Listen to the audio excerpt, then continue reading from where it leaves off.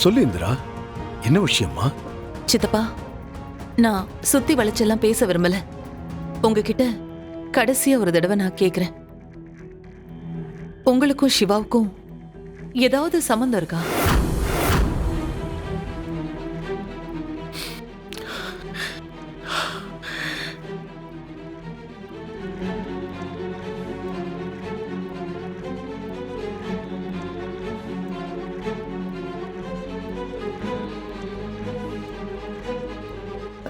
சித்தப்பா, நீங்க எதுக்கும் தயங்க வேண்டாம். நான் ஏதாவது நினைச்சுப்பேனா? இல்ல இந்த வீட்ல இருக்கிறவங்க யாராவது ஏதாவது நினைச்சுப்பாங்களோன்னு அதை நினைச்சு நீங்க பயப்பட வேண்டாம். நீங்க தயங்காம உண்மையை சொல்லுங்க. இதை யாருக்குமே தெரியாம நாம வேற மாதிரி டீல் பண்ணிக்கலாம். சித்தப்பா, நானே தான் வந்து உங்ககிட்ட கேக்குறேன்.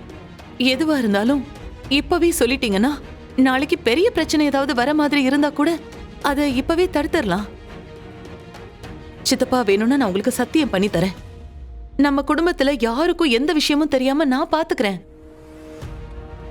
சித்தப்பா, உங்களுக்கு என் மேல நம்பிக்கை இருக்குன்னு எனக்கு தெரியும். என்ன நம்பி நீங்க தாராளமா சொல்லலாம்.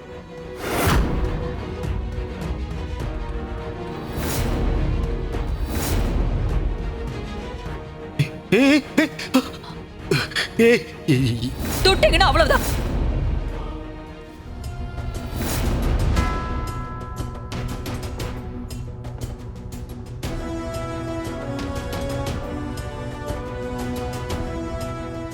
சித்தப்பா,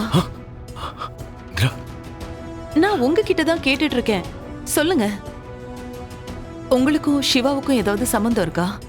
என்ன என்னாச்சு இந்திரா உனக்கு? எதுக்காக என்கிட்ட நீ இப்படி வந்து கேக்குற?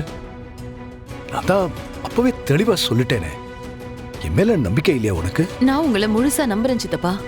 இருந்தாலும் நீங்க என்கிட்ட எப்படி சொல்றதுன்னு தெரியாம கூட தயங்கிக்கிட்டு இருக்கலாம் இல்லையா?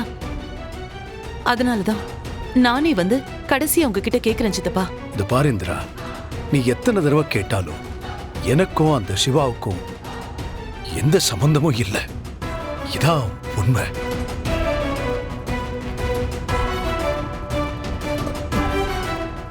ஓகே சித்தப்பா, இந்த பதில தான் நானும் உங்ககிட்ட இருந்து எதிர்பார்த்தேன்.